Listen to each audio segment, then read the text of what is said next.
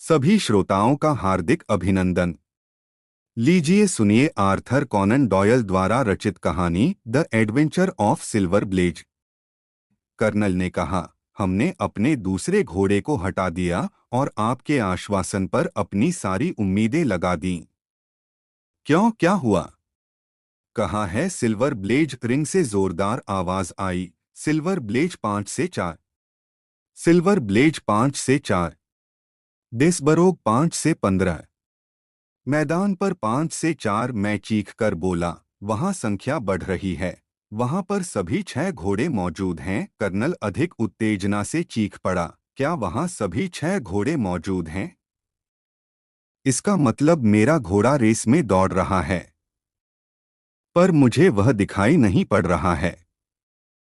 मेरा वाला रंग अभी सामने से नहीं गुजरा है, केवल 5 घोड़े ही गुजरे हैं। तब यही वाला होना चाहिए। जैसे ही मैं बोला, एक तगड़ा गहरे भूरे रंग का घोड़ा भार मापन के सामने से गुजरा और उसकी पीठ पर कर्नल वाली जानी बूझी काली टोपी और लाल जैकेट भी मौजूद थी।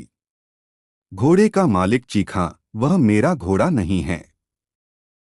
उस घोड़े पर सफेद बाल नहीं हैं। मिस्टर होम्स, यह आपने क्या किया? मेरे साथी ने बिना परेशान हुए ही कहा, देखो देखो, वह कितना अच्छा दौड़ रहा है। कुछ देर के लिए उसने मेरी दूरबीन लेकर देखा। वह आतन चीखा, वाह, क्या शानदार शुरुआत है। वे सब वहां हैं और अब मोड़ पर घूम रहे हैं। जब वे सीध में आते थे तब हमारी जगह से उनका दृश्य बहुत ही अच्छा दिखाई देता था। वे 6 घोड़े आपस में इतने पास पास थे कि एक कालीन से उनको ढका जा सकता था। परंतु आधी ही दूरी पर मेपल्टन अस्तबल का पीला वाला उनमें से आगे दिखा। इससे पहले कि वे हम तक पहुंचते, हालांकि डेसबरोग की दौड़ काफी तेज थी, पर कर्नल का घोड़ा आंधी की तरह आया और अपने प्रतिद्वंद्वी के पहुंचने से 6 लेंथ पहले ही पोस्ट को पार कर गया। बाल्मोराल के ड्यूक का आयरिश तीसरे नंबर पर था। कर्नल ने लंबी सांस लंबी भरते हुए और हाथों से अपनी आंखों को ढकते हुए कहा, कैसे भी करके यह रेस मेरी हो गई। मैं यह स्वीकार करता हूं कि इस रेस में मैंने न तो चित देखी और न ही पट। मिस्टर होम्स, क्या आपको ऐसा नहीं लगता है कि आपने अपने रहस्य को कुछ ज्यादा ही लंबा खींचा? सचमुच कर्नल, मगर आप सब कुछ जान जाएंगे। आइए साथ चलते हैं और घोड़े पर एक नजर डालते हैं। कर्नल ने कहा, घोड़ा इधर है और वे हमें उस तरफ ले चले जहां सिर्फ घोड़े के मालिकों और उनके मित्रों को ही जाने की अनुमति थी। होम्स बोले, आपको इस घोड़े के मुंह और पैरों को वाइन या स्प्रिट से धुलवाना होगा। तब आप देखेंगे कि यह वही पहले वाला सिल्वर ब्लेज ही है। तुमने मुझे बहुत ही खूबसूरत सरप्राइज दिया है। मुझे यह घोड़ा एक जालसाज के पास मिला और जैसे ही यह वापस भेजा गया, मैंने इसके दौड़ने की आज़ादी हासिल कर ली। आपने तो कमाल ही कर दिया। घोड़ा भी बिल्कुल ठीक ठाक दिख रहा है। यह अपनी जिंदगी में इतना अच्छा कभी नहीं दौड़ा। आपकी योग्यता पर शक करने के लिए मैं आपसे 1000 बार माफी मांगता हूँ। आपने मेरा घोड़ा मुझे वापस देकर बहुत बड़ा एहसान किया है। आपकी मुझ पर एक और कृपा होगी, यदि आप जॉन स्टार्कर के हत्यारे को भी पकड़ लें। होम्स ने धीमे से कहा, मैं यह भी कर चुका हूँ कर्नल। और मैं उन्हें आश्चर्य से देखने लगे। आपने उसे पकड़ लिया है? तब वह है कहाँ? वह यहीं पर है, यहाँ। कहा, इस समय वह मेरे साथ ही है। कर्नल गुस्से में भर गया और बोला, मिस्टर होम्स, मैं यह मानता हूं कि आपका मुझ पर एहसान है, परंतु आपने अभी जो कहा वह मेरे लिए एक बुरा मजाक या अपनी बेइज्जती ही है। शेरलॉक होम्स हंस पड़ा। मैं आपको इसके लिए निश्चिंत कर देता हूं कि मैंने आपको इस अपराध में शामिल नहीं किया है। असली हत्यारा तो आपके पीछे खड़ा है। इसके साथ ही वह पीछे हटा और अपना हाथ उस घोड़े की चमकदार गर्दन पर रखा। घोड़ा? मैं और कर्नल दोनों ही चीखते हुए बोले, जी हाँ, यही घोड़ा। और यदि मैं कहूँ कि यह इसने अपनी आत्मरक्षा में किया है, तो यह इसके अपराध को कम कर सकता है। साथ ही जॉन स्टार्कर आपके विश्वास के लिए बिल्कुल ही अयोग्य व्यक्ति था। देखिए, अगली रेस की घंटी बज गई। मैं अगली रेस में भी थोड़ी सी रकम जीतना चाहता हूं। उपयुक्त समय मिलते ही मैं इस सब के बारे में विस्तार से बताऊंगा। उस शाम लंदन के लिए वापस अपने कोच में जब हम जा रहे थे, तब मुझे लगता था कि यह यात्रा कर्नल रॉस के साथ साथ मेरे लिए भी काफी छोटी थी, क्योंकि मेरे साथी ने सोमवार की उस रात को डार्टमोर के प्रशिक्षण अस्तबल में घटी उस घटना को कुछ इसी ढंग से हमें बताया था। होम्स ने कहा, मैं यह मानता हूं कि अखबारों की सूचनाओं के आधार पर मैंने जो भी धारणाएं बनाई थीं, वे पूरी तरह से गलत थीं। और फिर वहां इसके संकेत थे कि इसमें कौन सी वे तमाम जानकारियां नहीं थीं जिन्होंने सच्चाई को भी छुपाया गया था। मैं पूरे यकीन के साथ देवानशायर गया था कि फिट्जरॉय सिम्पसन ही वास्तविक अपराधी है। हालांकि मुझे लग रहा था कि उसके खिलाफ मिले सबूत पूरी तरह से सही नहीं हैं। जब मैं घोड़ा गाड़ी में था और प्रशिक्षक के घर पहुंचने ही वाला था कि तभी उस मसालेदार मटन की विशेषता पर मेरा ध्यान गया। आप लोगों को याद होगा कि उस समय सभी प्रसन्न थे और मैं अनमना सा चुपचाप बैठा हुआ था। मैं अपने खुद के ही दिमाग पर अचंभित था कि इतने प्रत्यक्ष सुराग को मैंने कैसे अनदेखा कर दिया। कर्नल ने कहा, मैं मानता हूं कि अभी भी मैं नहीं देख पा रहा हूं कि यह किस तरह से हमारे लिए सहायक है। मेरे तर्कों की श्रृंखला की यह पहली कड़ी थी। अफीम का चूरा किसी भी हाल में स्वादहीन नहीं होता है। इसकी सुगंध बेकार नहीं है, पर इसे समझा जा सकता है। और जब इसे किसी सामान्य खाने में मिलाया जाता है, तब खाने वाले को तुरंत ही इसका पता चल जाता है। और तब वह संभवतः इसे और अधिक नहीं खाएगा। वह मटन करी तो सिर्फ एक माध्यम थी जिससे उस स्वाद को धोखा दिया जा सके। इसमें किसी भी अनुमान की संभावना नहीं है कि उस अजनबी फिट्जरॉय सिम्पसन ने उस रात को प्रशिक्षक के परिवार को वह करी परोसी थी। और यह वाकई बहुत ही भयानक संयोग माना जाएगा कि वह उस रात को अफीम का चूरा लेकर आया तथा जब करी परोसी गई, तब उसने इसकी महक को छिपाने के लिए उसे इसमें मिला दिया। यह बात सोच से बिल्कुल ही परे है। इसीलिए सिम्पसन तो इस मामले में अलग हो जाता है। और हमारा ध्यान अब स्टार्कर एवं उसकी पत्नी पर केंद्रित होता है कि यही वे दो लोग थे जिन्होंने उस रात मसालेदार मटन को परोसने का निर्णय लिया था। जब खाना अस्तबल वाले लड़के के लिए अलग निकाल कर रख दिया गया था, तभी इसमें अफीम मिलाई गई थी, क्योंकि दूसरों ने जब वही खाना खाया, तब उन पर इसका कोई दुष्प्रभाव नहीं पड़ा। उनमें से वह कौन था जो नौकरानी की निगाह बचाकर उस खाने के पास पहुंचा था? इस प्रश्न का जवाब तय करने से पहले मैंने उस कुत्ते की चुप्पी पर भी ध्यान दिया, क्योंकि एक वास्तविक निष्कर्ष निरपवाद रूप से दूसरे तथ्यों को भी दिखा देता है। सिम्पसन वाली घटना से मुझे यह पता चल गया था कि वह कुत्ता अस्तबल में ही रहता था, मगर जब कोई अस्तबल में घुसा और घोड़े को ले गया, कुत्ता तब इतना भी नहीं भौंका कि गैलरी में सोए वे दोनों लड़के भी जाग पाते। इसका मतलब साफ है कि आधी रात को आने वाले आगंतुक को कुत्ता अच्छी तरह से पहचानता था।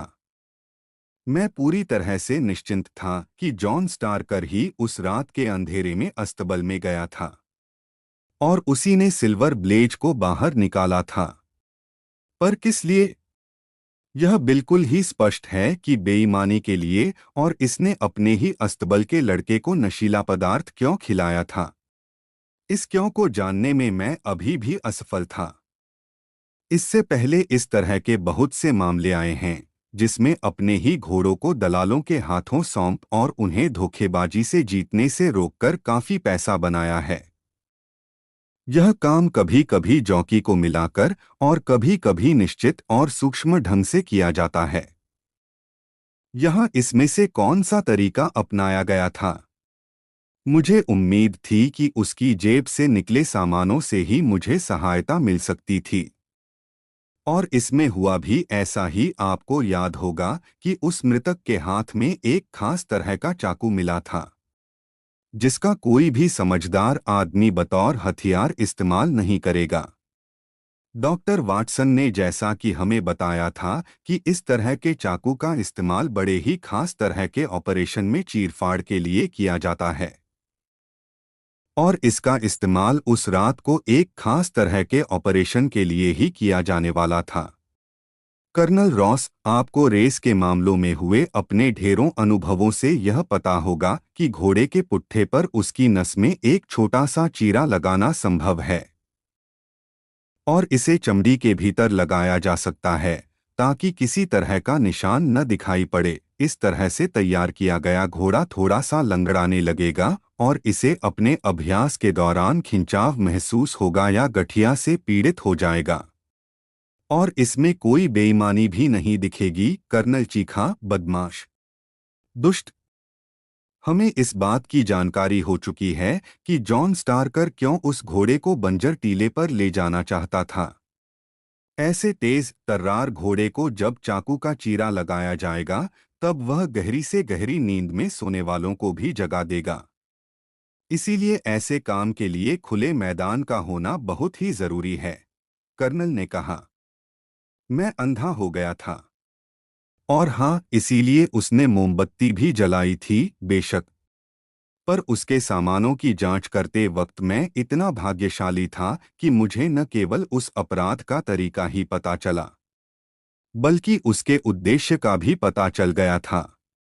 एक दुनियादार आदमी होने के नाते कर्नल, आप जानते ही हैं कि कोई भी व्यक्ति किसी दूसरे की बिल पर्चियां अपनी जेब में रखकर नहीं घूमता है। हम में से अधिकतर लोग अपने खुद के ही बिल चुकता करने के लिए रख लेते हैं। मुझे यह तुरंत ही पता चल गया था कि स्टारकर दोहरी जिंदगी जी रहा था, और उसने कहीं और भी अपना दूसरा घर बसा रखा था। बिल देखकर लगता था कि इस मामले में एक महिला भी है, और जिसका स्वभाव काफी खर्चीला है। यह बात और है कि आप अपने नौकरों के साथ बहुत उदार हैं। फिर भी इसकी आशा कम ही है कि वे अपनी औरतों के लिए 20 गिन्नी की महंगी ड्रेस खरीद सकेंगे। मैंने श्रीमती स्टारकर से यह जानते हुए कि उनको पता नहीं है, फिर भी उनसे उनकी ड्रेस के बारे में पूछा था। इस बात से मैं संतुष्ट हो चुका था कि यह ड्रेस उन तक नहीं पहुंची थी। तब मैंने औरतों के परिधान सिलने वाले का पता वहां से ले लिया और यह महसूस किया कि डर्बीशायर में उसे स्टारकर का फोटोग्राफ दिखाकर मैं आसानी से जानकारी प्राप्त कर लूंगा। और इसके बाद तो सारा कुछ स्पष्ट था। स्टारकर घोड़े को उस गड्ढे में ले गया था जहां रोशनी नहीं थी। भागते समय सिम्पसन का मफलर गिर गया था, जिसे स्टारकर ने घोड़े के पैरों से सुरक्षा के इस्तेमाल के इरादे से उठा लिया था। उस गड्ढे में वह जब घोड़े के पीछे आया और रोशनी जलाई, तब घोड़ा उस अचानक पैदा हुई रोशनी से डर गया, और जानवर की अजीब सी प्रकृति की उसके साथ कुछ बुरा घटने वाला है। वह बिदक गया और उसने अपने स्टील वाले खुरों से स्टारकर के माथे पर जोरदार प्रहार कर दिया। उधर स्टारकर बारिश होने के बावजूद इस सावधानी से करने वाले काम के लिए अपना ओवरकोट पहले ही उतार चुका था। आठ वह गिर पड़ा और उसका चाकू उसकी ही जांघ में धंस गया। मैं अब सब कुछ स्पष्ट कर चुका हूं, कर्नल जोर से चिल्लाया। कमाल है, कमाल हो गया। लगता है आप वहीं थे। मेरा अंतिम निशाना, मैं स्वीकार करता हूं, काफी लंबा था। मुझे इस बात ने सोचने पर मजबूर कर दिया था कि स्टारकर जैसा घाघ आदमी बिना किसी पूर्वाभ्यास के ही क्या नस काटने वाले इस खास तरह के चाकू का इस्तेमाल कर लेगा। उसने किन चीजों पर अभ्यास किया होगा। मेरी निगाह भेड़ों पर पड़ी और मैंने प्रश्न पूछा था, जिससे मुझे आश्चर्य के साथ पता चला कि मेरा अनुमान सही था।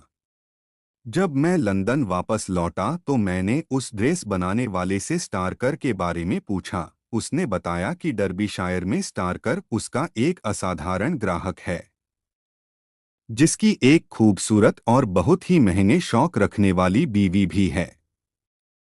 मुझे इसमें कोई शक नहीं है कि उस महिला ने स्टारकर को सिर से पांव तक कर्ज में डुबो दिया होगा, और जिसकी वजह से उसे इस दुखद रास्ते को अपनाना पड़ा होगा। कर्नल ने जोर देकर कहा, आपने सभी चीजें बताईं, पर एक बात छोड़ दी, वह घोड़ा कहाँ था? हाँ, यह एक जगह बंद था और आपके एक पड़ोसी ने इसका ख्याल रखा था। मैं सोचता हूँ कि हमें उसे क्षमा करते हुए भूल जाना चाहिए। मालूम पड़ता है क्लैफार्म जंक्शन आ गया है। अगर मैं गलत नहीं हूँ तो हम 10 मिनट से भी कम समय में विक्टोरिया में होंगे। कर्नल, अगर आप हमारे कमरे में साथ ही सिगार पीने चलें तो मुझे आपको कुछ और तरह के किस्से सुनाने में भी खुशी होगी, और हो सकता है उन्हें सुनने में आपको भी मजा आए।